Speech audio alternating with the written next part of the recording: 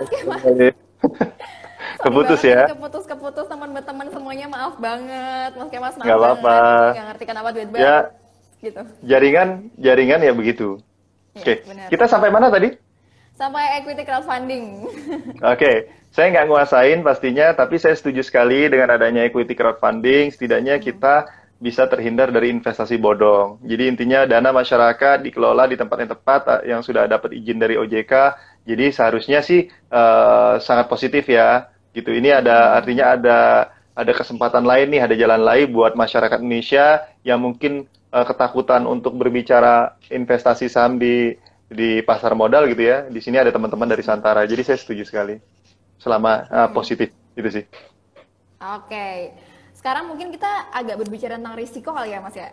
Boleh, boleh. Tadi apa sih Mas sebenarnya risiko-risiko kalau misalnya kita investasi di pasar modal gitu, dan gimana Oke. caranya kita bisa bersahabat sama risiko itu?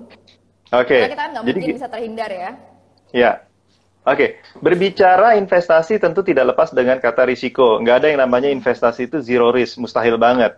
Yap. Kalau ada yang mengatakan investasi zero risk, itu adalah tempat investasi bodong.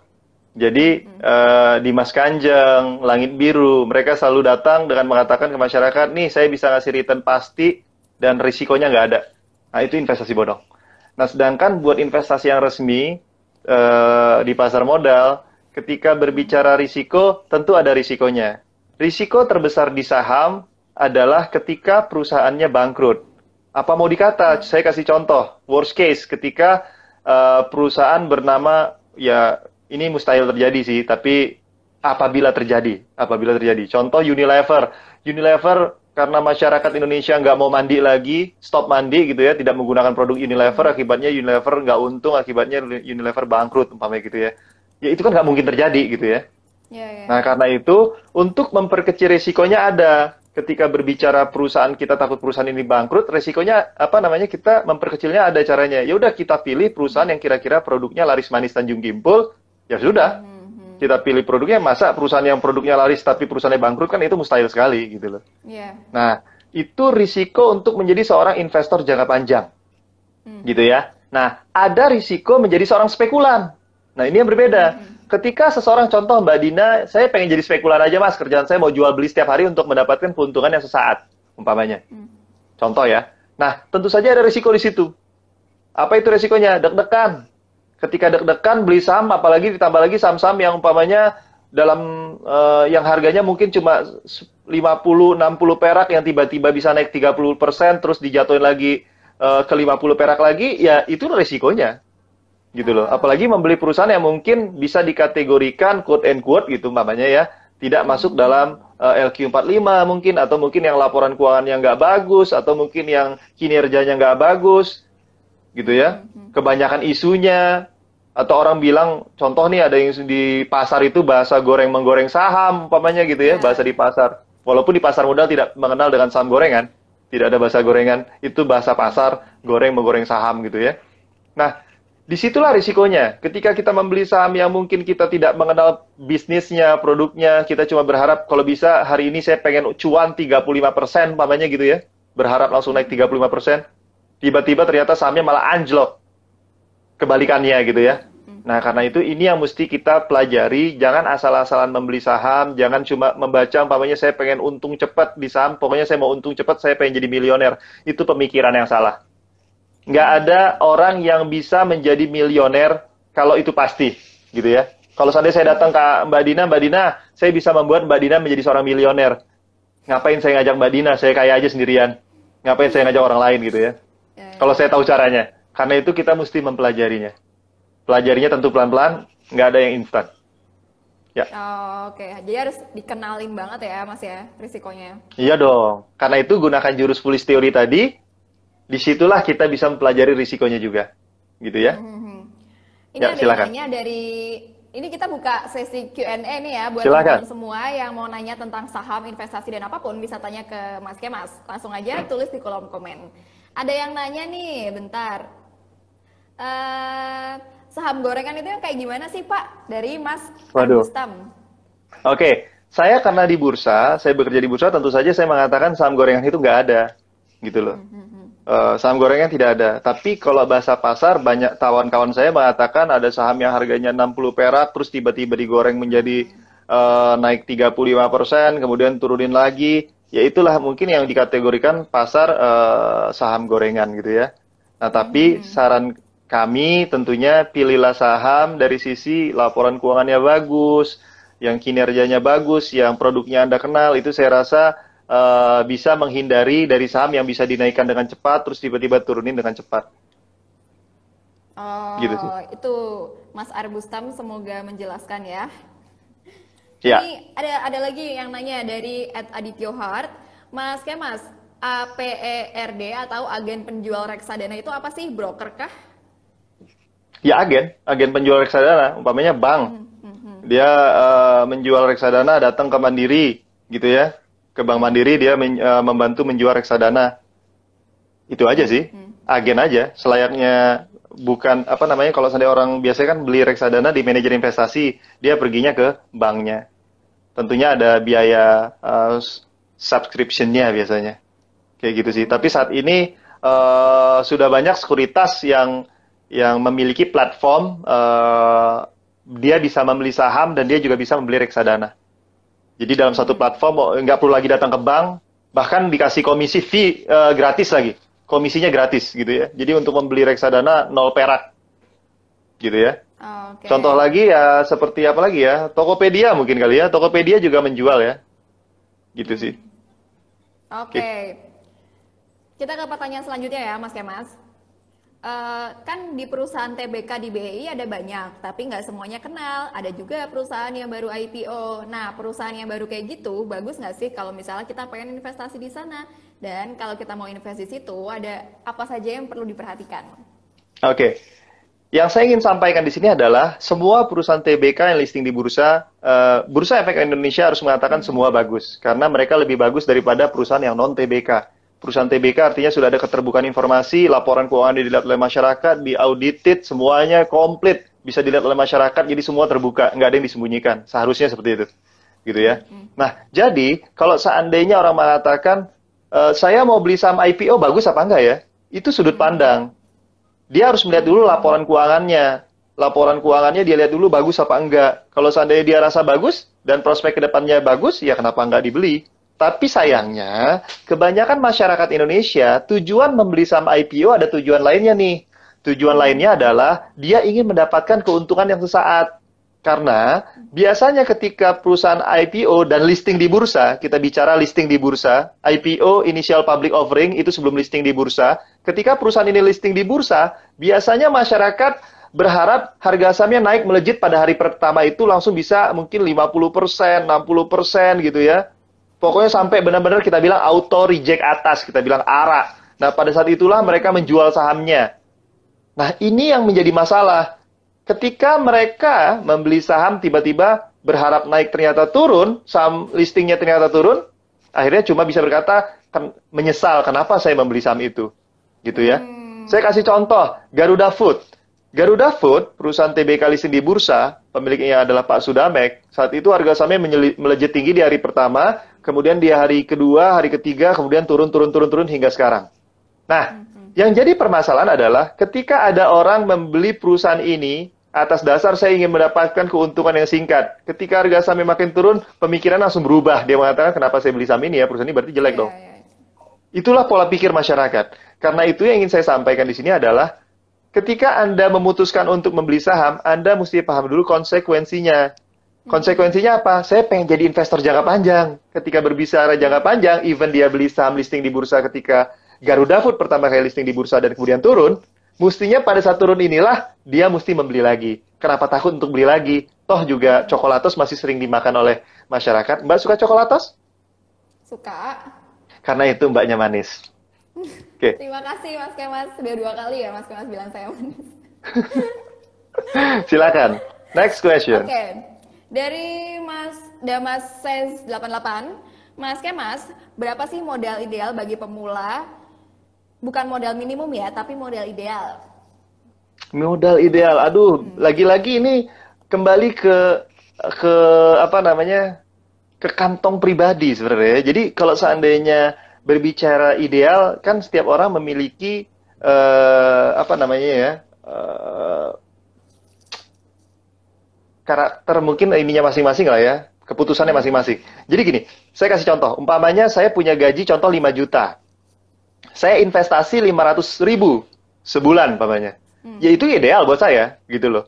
Tapi buat orang yang punya gaji 10 juta, 500.000 kurang menurut saya maunya sejuta. Nah, karena itu, berbicara mengenai idealisme ini ya, setiap orang tentu berbeda-beda. Jadi saran saya, start dulu aja, berapapun nilainya, at any price, gitu ya. Silakan beli sesuai kebutuhannya, jangan sampai punya gaji, kemudian investasi 80% dari gajinya, ya ngapain, gitu loh. Karena itu sesuai kebutuhan. Investasi sedikit, sisanya tetap jajan, lakukan. Karena dengan Anda jajan, Anda memutar roda perekonomian di Indonesia. Oke, ke pertanyaan selanjutnya ya Mas ya. Dari Mas Rainal Diarsya. Pak, kalau long term itu nyarinya capital gain atau dividen?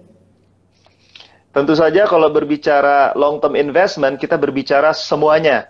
Pertama, kita berbicara capital gain kalau targetnya sudah tercapai. Contoh, ketika dia beli saham 1.000, saya target buat biaya saya pensiun. Ternyata pas pensiun, harga sahamnya kalau dihitung bisa mencapai Rp100.000 per lembar. Dia udah tercapai. Gitu ya. Yang kedua, dividen. Tentu saja kalau berbicara long term, setiap tahun kalau perusahaannya untung, perusahaan ini akan membagi dividen. Gitu ya. Hasil RUPS mengatakan akan membagi dividen, tentu saja dia akan mendapatkan dividen. Dia dapat juga tuh dividen. Yang ketiga, RUPS. Ketika orang mengatakan, saya long term investment, saya memiliki saham Mayora, apakah saya bisa ikut RUPS? Dia bisa ikut RUPS. Silakan. Even cuma punya 1 lot pun, Mbak Dina punya saham Mayora 1 lot, Mbak Dina bisa ikut rapat umum pemegang saham Mayora. Even cuma 1 lot. Bayangkan, indahnya menjadi pemilik perusahaan, gitu ya. Nah, yang keempat, berbicara long term investment, dia menjadi pemilik sebuah perusahaan besar. Jadi manfaatnya ketika berbicara long term investment, dia dapatkan semuanya.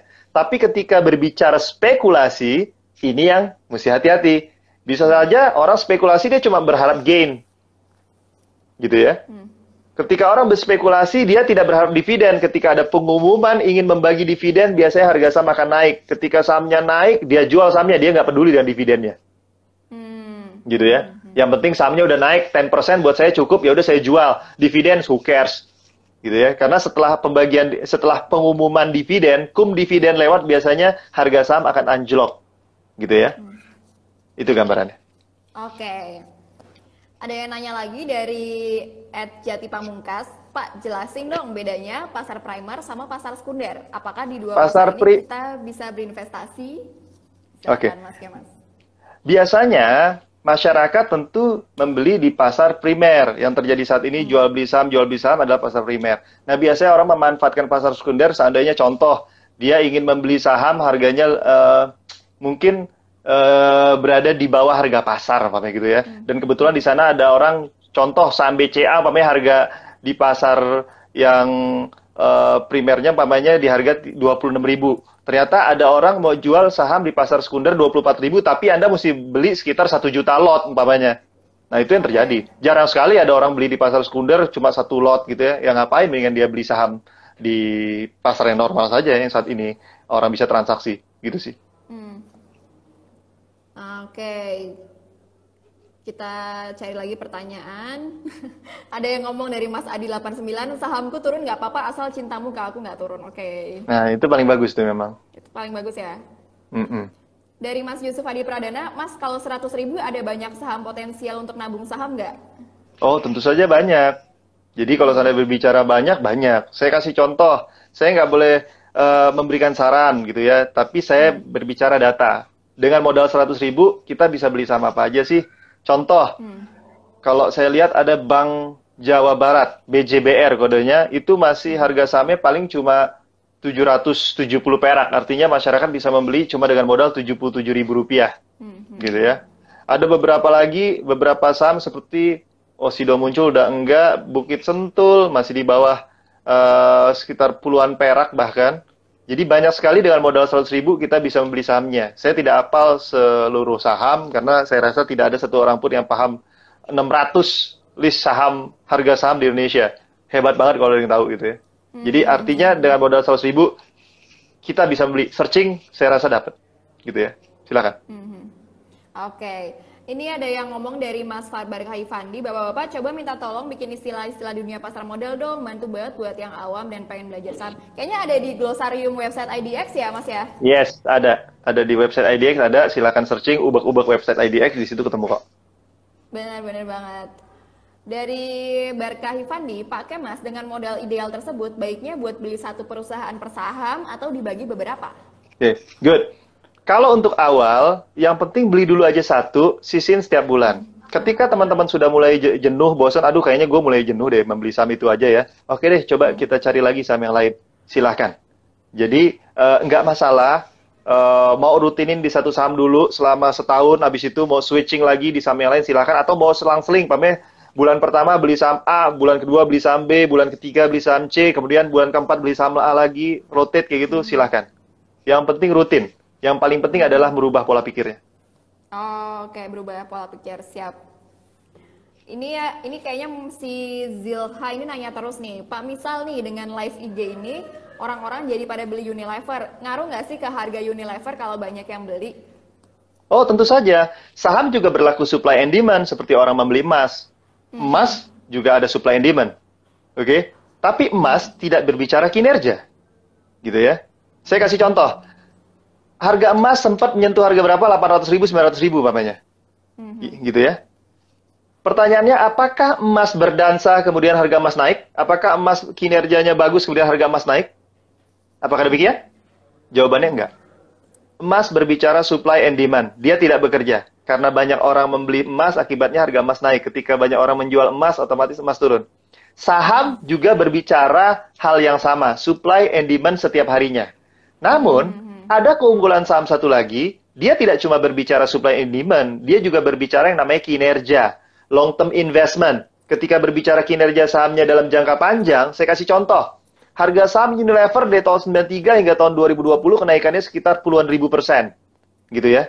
Selama lebih dari 93 berarti sekitar berapa tahun tuh? 27 tahun. Kinerjanya bisa puluhan ribu %. Kenapa harga sahamnya bisa naik? Itu pertanyaannya. Jawabannya gampang. Semakin banyak masyarakat yang mandi menggunakan produk Unilever, tentu saja mengakibatkan laporan keuangannya untung. Ketika laporan keuangannya untung, akibatnya banyak orang membeli sahamnya. Ketika banyak orang membeli sahamnya, otomatis harga sahamnya akan naik. Itu logika sederhana.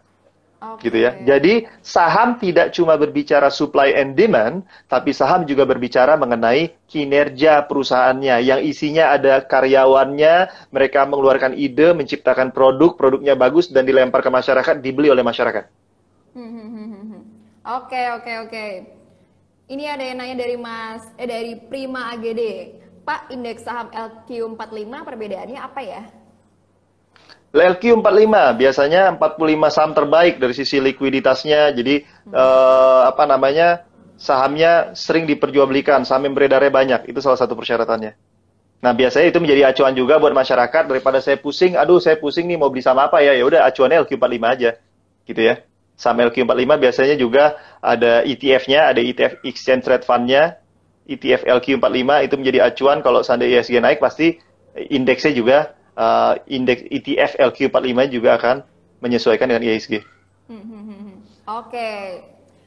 Kalau harga saham turun, apakah ada dampak pada kinerja perusahaan? Misalnya kalau harga saham Unilever turun, apakah akan berpengaruh pada kinerja perusahaan, Mas Kemas gitu? Oke. Biasanya, saya kasih contoh nih, ini terjadi sama kawan saya ketika dia mau membeli mobil Toyota beberapa tahun yang lalu. Ketika laporan harga saham anjlok, harga saham Astra tiba-tiba anjlok dalam, gitu ya. Kata teman saya, wah ini waktu terbaik untuk beli saham, walaupun mungkin nggak bisa menjadi acuan juga, tapi ini acuan teman saya. Dia katakan pada saat IISG lagi anjlok, inilah hal yang waktu terbaik untuk membeli mobilnya, kata dia. Kenapa? Karena biasanya laporan keuangannya sedang turun, penjualannya juga sedang turun, biasanya gitu. Dan kemudian kalau penjualannya turun, pasti perusahaan ingin mengenjot penjualan. Ketika perusahaan ingin mengenjot penjualan, dia berikan diskon yang banyak. Bener, ternyata pada saat Oh. itu diskon mobilnya bisa mencapai 30 juta. Gitu Oke, ya. oke, oke. Oke, silakan. Dari Nindi Ivegania, Mas Kemas, siapakah yang mengaudit laporan keuangan perusahaan yang ada di bursa? Laporan keuangan tentu saja KAP yang terdaftar di OJK ya. Tapi kalau seandainya buat yang perusahaan TBK juga sama. Jadi tentu ketika perusahaan sudah TBK listing di bursa, yang auditnya banyak, yang melihatnya banyak, dan dia harus ada kantor akuntan publik yang terdaftar di OJK.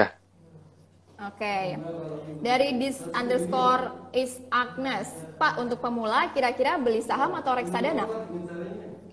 Nah, ini pertanyaan yang tadi sempat saya singgung. Orang mengatakan buat newbie enakan beli saham apa reksadana. Kebetulan saya penganut paham, apapun itu kalau namanya investasi semua bagus. Tapi saya cenderung ke saham. Karena kenapa? Jawabannya, kalau seandainya saham, saya bisa mengatakan saya pemilik perusahaan. Mbak Dina, kalau beli saham Mayora, Mbak Dina bisa mengatakan ke orang tuanya, ke pacarnya, atau ke siapapun itu mengatakan, saya pemilik Mayora loh sekarang. Walaupun cuma punya umpamanya 1 lot. Ada pride di sana. Oke. Ini yang berbeda. Oke. Mungkin kita ke pertanyaan terakhir ya, Mas, karena kita udah mau kelar ini. Ada Boleh. tinggal 2 pertanyaan terakhir. Apa sih rekomendasi tempat belajar saham yang efektif? Apakah itu Oh, buku, video, atau seminar? Dan kalau misalnya buku atau video, boleh nggak sih direkomendasikan nih Mas Kemas, apa aja yang mereka bisa oke. pelajarin? Tempat belajar terbaik menurut saya saat ini yang diselenggarakan oleh Bursa Efek Indonesia. Buat teman-teman silakan add IG IDX_event. Di situ banyak banget kegiatan-kegiatan yang namanya sekolah pasar modal yang bisa teman-teman temukan gitu ya, dan teman-teman bisa mendaftar di sana dengan modal cuma 100.000 terus dapat tambahan dana pula biasanya. Bayangin, untuk investasi bukan lagi bukan berbayar, bahkan yang diselenggarakan oleh bursa semuanya gratis. Jadi modal 100 ribunya itu benar-benar kembali lagi ke masyarakat gitu ya. Jadi sekolah pasar modal IDX saya rasa tempat terbaik untuk teman-teman belajar. Kalau buku, kebetulan saya membaca Intelligence of Investor. Itu yang saya baca. Gitu ya. Tapi tentu banyak buku tentang pasar modal yang bagus-bagus juga. Silahkan searching gitu ya. Tapi kalau saya suka dengan Intelligence of Investor. Kemudian apa lagi tadi? Satu Ada lagi? sih baru video. Ada nggak? Video apa ya? Kalau video, kalau saran saya, tempat belajar terbaik adalah mulai. Jadi mulai untuk membuka akun dulu, gitu ya. Learning by doing itu bagus banget, gitu ya. Seandainya saya bisa investasi, saya akan mulai investasi. Orang bursa nggak boleh investasi saham. Orang bursa cuma boleh beli exchange trade fund, reksadana, gitu ya. Saham kita tidak boleh. Jadi sedih sekali buat kami pengen buat investasi, tapi tidak bisa kami lakukan karena kami terbentur dengan kode etik, gitu Oh ya. gitu, tak. Oh ya. Baik. Nah, Mas, ini karena waktu kita juga udah habis. Ini udah jam 5. Udah hampir sejam kita ngobrol-ngobrol. Ya. Boleh dong Mas dikasih closing statement buat teman-teman di sini yang pemula yang pengen banget mau investasi gitu. Ada nggak Oke. advice dari Mas Kemas? Ada. Buat teman-teman yang baru mau belajar saham, awali dulu dengan investasi jangka panjang. Jangan takut untuk buka akun, cuma 100.000 perak buat belajar, saya rasa itu murah. Buat mahasiswa, buat pekerja, bahkan yang jelang pensiun silahkan. Karena ilmu di pasar modal sangat luas, kesempatan masih lebar banget, masih gede banget. Karena kenapa? Dari 262 juta penduduk, investor di pasar modal baru 1,1 juta orang saja. Bayangkan, kalau seandainya ada 5 juta investor atau 10 juta investor, mungkin IHSG kita akan luar biasa. Tapi sayangnya, masyarakat ketakutan untuk beli saham, jadi bahkan nggak ada 1% dari jumlah penduduk di Indonesia berinvestasi di saham. Jadi pesan saya, yang pertama, belajar learning by doing, sendiri nggak masalah, buka akun, jangan takut, yang penting di sekuritas yang sudah terdaftar, gitu ya, yang resmi. Yeah. Kedua, modalin secara rutin setiap bulan, awali dengan modal kecil, 10% dari penghasilan, silahkan. Ketiga, jangka panjang, jangan jadi spekulan dulu deh, jangka panjang dulu, gitu ya. Itu sih pesan saya. Mbak Dina, saya minta tolong satu dong. Nanti kalau seandainya sudah di ending, tolong di screen capture buat berapa banyak view-nya ya. Oh iya, siap. Nanti akan kita share. Ya. Sip. Oke. Terima kasih banyak Mas Kemas atas sharing Sama-sama. ini. Iya. Makasih banget udah ngehibur kita semua dan juga kita jadi ngerti nih gitu. Siap, sama-sama tentang ya. investasi. Iya, semoga Mas Kemas selalu sehat dan lancar Amin. semuanya ya. Amin. Amin. Oke, terima kasih Terima banyak ya Mas kasih. Kemas ya. Terima Mungkin kita kasih. bisa kapan-kapan bisa kolaborasi lagi. Siap, siap. Oke. Makasih ya. Oke, baik Mas Kemas. Dadah. Ya, dah. Assalamualaikum. Waalaikumsalam. Nah, teman-teman semuanya, terima kasih banyak yang udah nonton live Santara dan Bapak-Bapak ID bersama Mas Kemas ya, yang sudah menjelaskan tentang investasi di bursa saham gitu. Nah, mungkin masih banyak teman-teman punya pertanyaan, nggak apa-apa. Mungkin nanti kita bisa, kalau misalnya teman-teman mau, mungkin kita bisa bikin live lagi sama Mas Kemas kapan-kapan buat belajar lebih jauh lagi tentang saham gitu. Jadi makasih banyak teman-teman yang udah berpartisipasi. Ini juga bakal di save dan juga akan diupload ulang di YouTube. Jadi teman-teman jangan khawatir. Makasih semuanya udah mau belajar sama Santara, dan kita juga bakal belajar terus. Kedepannya juga bakal ada live seru lagi bersama saya juga dan bersama orang-orang hebat di luar sana. Oke. Sekali lagi terima kasih banyak teman-teman. Sudah sore udah mau buka puasa. Semoga teman-teman lancar semua, sehat semua. Saya Nadine Agisni, pamit undur diri ya. Selamat sore.